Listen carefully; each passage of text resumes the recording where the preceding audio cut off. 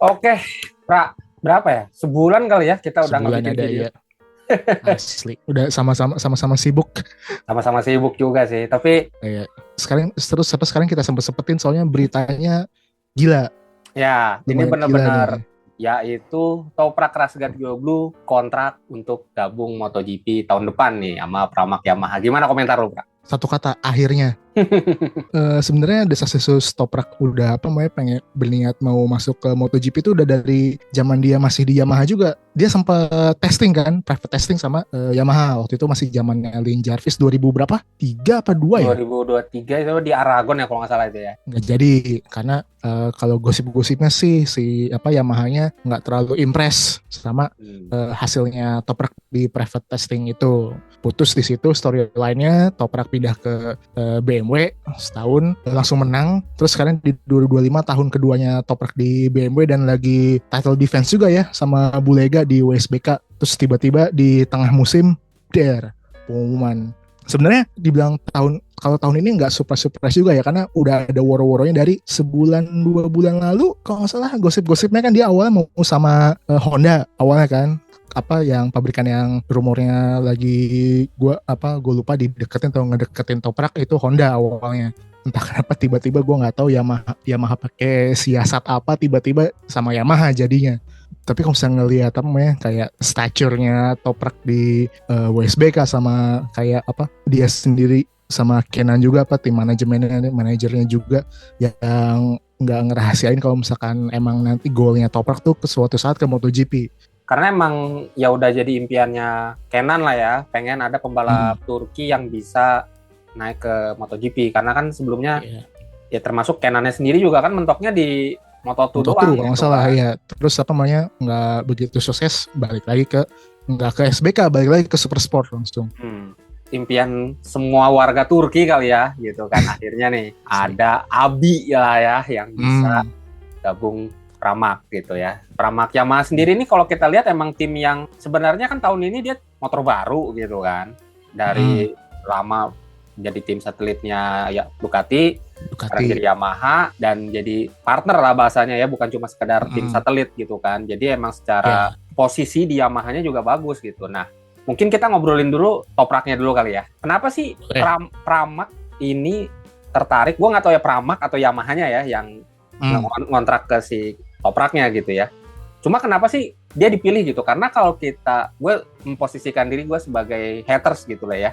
Lihat si Toprak ini umur nggak muda-muda amat juga kan. Tahun depan mungkin dia tahun ini. Umurnya kalau dibandingkan dengan pembalap-pembalap tanda kutip rookie lain di MotoGP ya dia.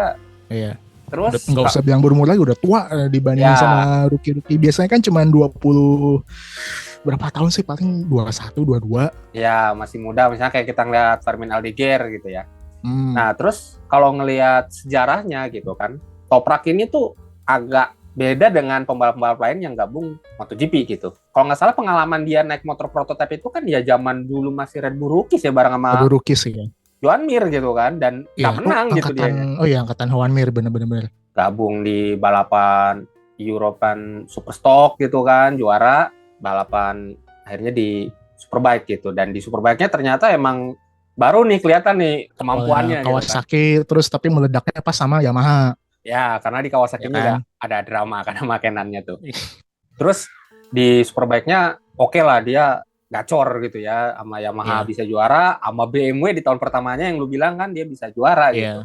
Cuman kalau buat gue orang awam nggak terlalu ngikutin Superbike, apa nih Pra? Kelebihannya sih Toprak ini kalau kata lu. Ini dari sisi apanya dulu nih, dari sisi Topraknya apa dari sisi Yamahanya? Soalnya kalau misalkan dari sisi Topraknya bisa dibilang gue juga skeptis dengan karena alasan yang tadi lu sebutin semua. Dia belum pernah pakai motor prototip lagi dari zaman Red Bull Rookies. Terus motor prototipe sama road based bike itu beda banget meskipun sama-sama buat balapan karena namanya road based bike pastinya dari segi sasis, suspensi segala macam gimana nggak sekaku motor-motor prototip yang emang didesain sebagai thoroughbred buat balap, jadi semuanya nggak ada kompromi segala macam, dan gaya balapnya pasti jauh lebih beda. Kan kita tahu sendiri Toprak tuh jago banget di hard braking, pengereman, deselerasi, dan fokusnya dia itu ada di front end feeling. Dia tuh ngandelin banget feeling dari suspensi depan, ban depan yang benar-benar tajam sesuai sama keinginan dia. Sementara di MotoGP feelingnya tuh nggak bisa setajam road based production buat saat, apalagi dengan ban Michelin saat ini yang kita lihat lah tren kecelakaan di MotoGP sekarang rata-rata low slide, apalagi semenjak ada ban belakang barunya Michelin. Ban belakangnya tuh jauh lebih ngegrip daripada ban depannya, jadi kalau misalkan nggak hati-hati, ban belakangnya ini lu ngedorong ban depannya ke low slide. Makanya gue agak skeptisnya di situ, jadi karena bisa dibilang senjata utamanya Toprak tuh disegel di MotoGP. Tapi kalau misalkan dari segi pro-nya, Toprak punya satu pengalaman yang nggak dipunyai sama seluruh field MotoGP saat ini, yaitu pengalaman dengan ban Pirelli. Karena perlu diingat 2027 ya? Ya, udah tekan kontrak kan Pirelli untuk gantiin Michelin gitu, dan gantiin Michelin. Nah, Pirelli ini suppliernya World Superbike gitu kan. World Superbike, bisa dibilang harusnya Toprak udah hatam lah sama karakteristiknya ban Pirelli kayak gimana. Meskipun perlu diingat juga, kita nggak tahu nih karakteristiknya ban prototipe Michelin Pirelli itu kayak gimana, karena gue nggak inget kayaknya Pirelli belum pernah ya bikin ban buat motor prototip kecuali Moto3 dan Moto2 dari tahun kemarin ya kalau nggak salah ya mulai di main ban MotoGP sama Moto2 itu pasti beda banget, karena di Moto2 sama Moto3 nggak ada tuh nggak ada dirty air segala macam yang satu hal yang bikin Michelin bahkan sampai sekarang tuh masih kelabakan bikin ban depan yang benar buat MotoGP. Nah terus sekarang muncul lagi Pirelli dan kita masih belum tahu Pirelli gimana, meskipun tahun ini kalau nggak salah bakal ada private testing ya buat makanya Pirelli. Sih kalau nggak salah Nicolo Bulega, pembalap Ducati Superbike juga itu tuh jadi test ridernya Ducati gitu jadi kan. Test rider.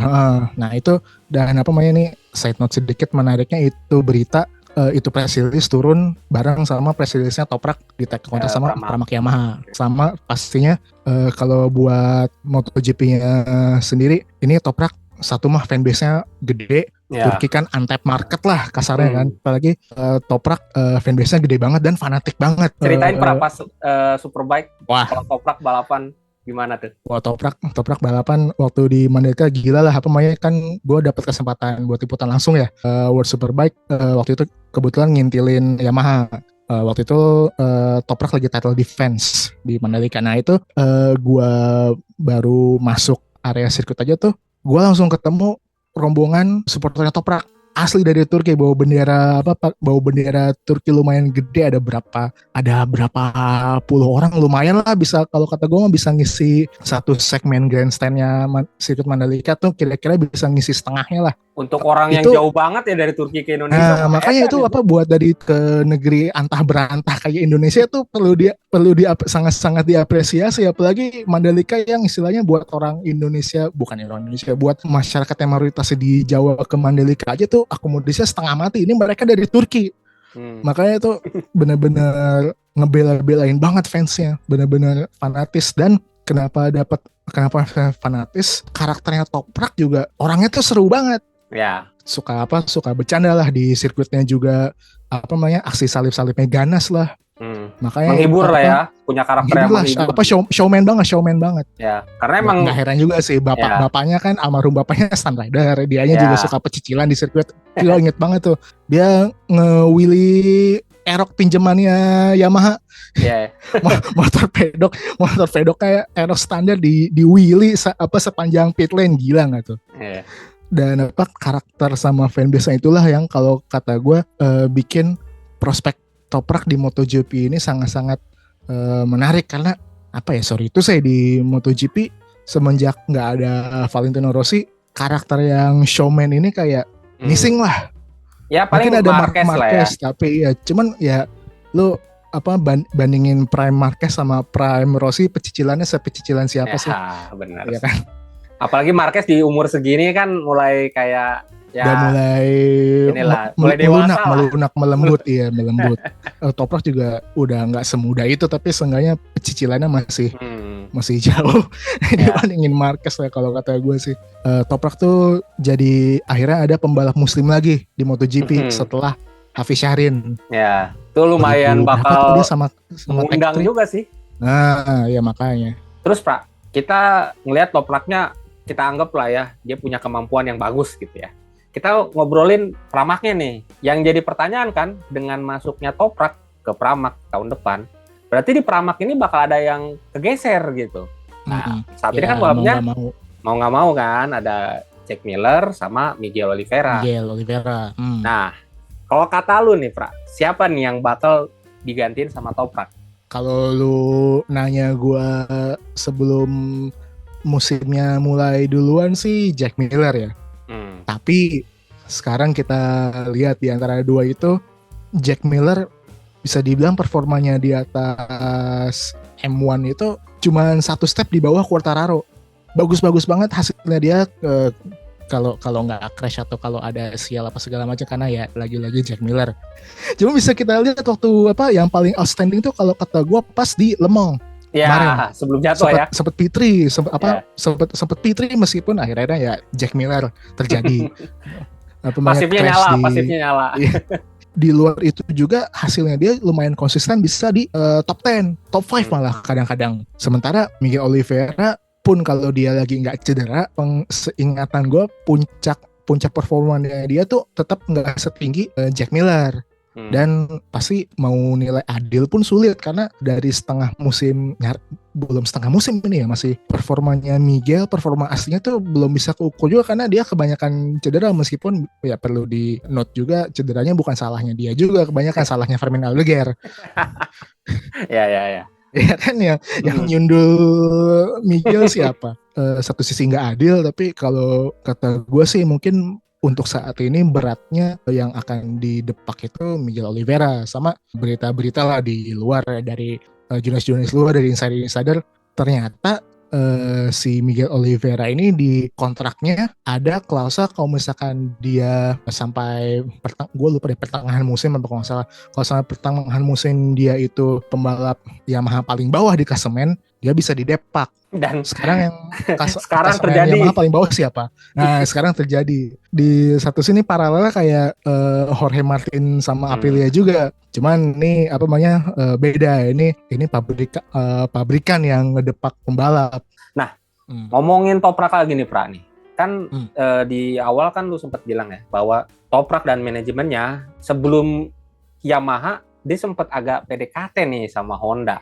Cuma gua dulu kan pernah bikin kan videonya kan soal Toprak mau gabung Honda nih. Salah satu info dari insidernya adalah untuk si Toprak ini bisa gabung ke Honda, dia gabung dulu tim World Superbike-nya HRC kan di World Superbike, dan nanti dia dikasih beberapa kesempatan untuk wildcard di MotoGP. Baru tahun selanjutnya dia gabung MotoGP gitu. Nah, ternyata hilang tuh teori-teori dia gabung HRC. Padahal kalau menurut lu Prane, si Toprak ini lebih bagus gabung Pramac, Yamaha, atau dia Honda ya? Hondanya nggak tahu dia gabung tim satelitnya LCR atau langsung sekalian tim pabrikan gitu ya. Kalau kata lu mending mana dia?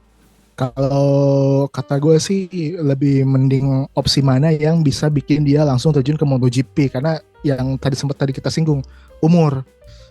Karena gosipnya yang nawarin ini Yamaha bukan Pramacnya. Soalnya kan presidennya juga Pramac nggak ada presiden sama sekali kan, Yamaha doang. Ini juga bisa dibilang menunjukkan change of heart-nya dari Toprak sama Kenan juga lah, kan tadinya mereka kekeh kan gue cuma mau ke MotoGP kalau sama tim pabrikan.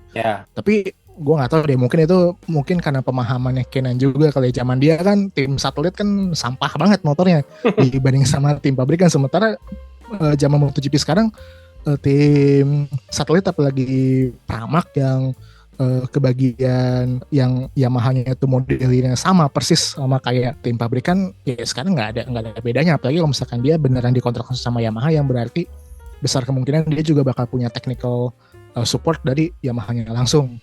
Jadi cuman kasarnya cuma beda bajunya doang lah, dalamannya mah sama-sama aja sekarang karena motor pabrikan sama motor satelit. Gue baru baca juga di Jorge Lorenzo bilang Yang Toprak dia muji gayanya Toprak ya.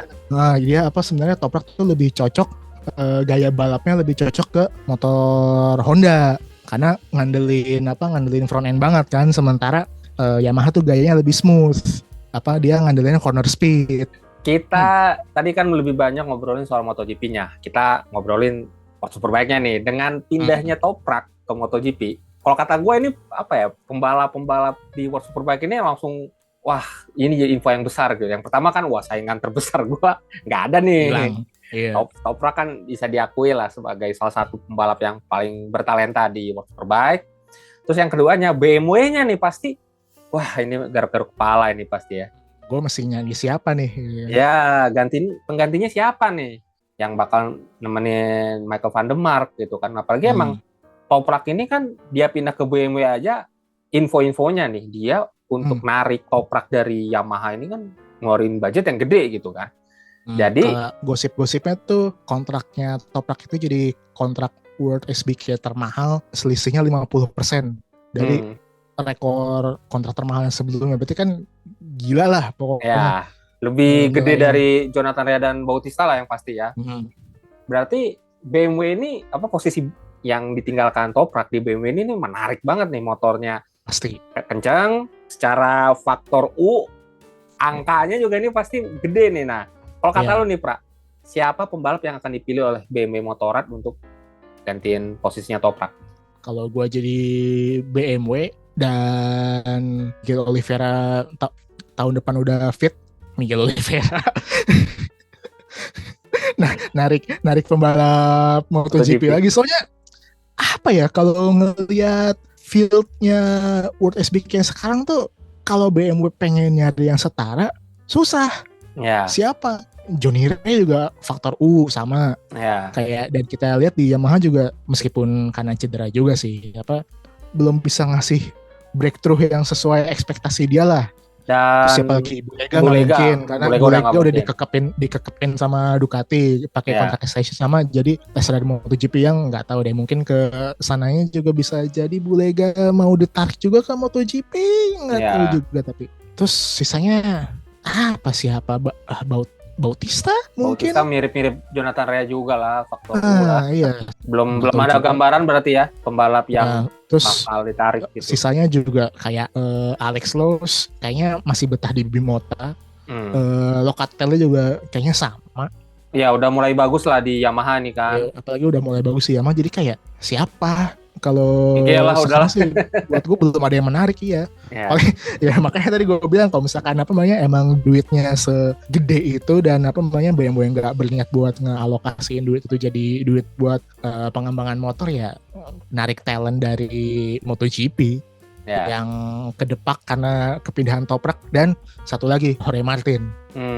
Jorge Martin juga lagi free agent, belum jelas dia mau kemana, dia mau ngedepak siapa. Yang penting buat fans-fans Toprak, salah satunya gue juga, mari sama-sama kita jaga ekspektasi kita untuk 2026 ini. Kalau Toprak bisa langsung gacor pas 2026 syukur, kalau enggak ya tetap kita dukung. Apalagi tadi kan dia dari World SBK ke MotoGP banyak banget yang harus diadaptasi, dari sasisnya yang lebih rigid, ban Michelin buat 2026 sebelum mudah-mudahan 2007 lebih mantap lagi pas pakai Pirelli. Terus tadi ada ride device segala macam. Jadi 2026 ini bakal jadi tahun pembelajaran lah, tahun yang penting buat Toprak. Mungkin 2026 ekspektasinya dijaga dulu, 2027 barulah kita lihat, karena regulasi baru buat semuanya, bisa juga jadi reset button. Nah, gimana nih komentar teman-teman soal Toprak Razgatlioglu gabung MotoGP Pramac Yamaha? Pastinya seru, cuma untuk kompetitifnya kita tungguin aja. Selanjutnya kita ngobrolin apa nih, Prani? Jorge Martin? Martin kali ini, Judas Ascariot. Langsung aja deh, Pra.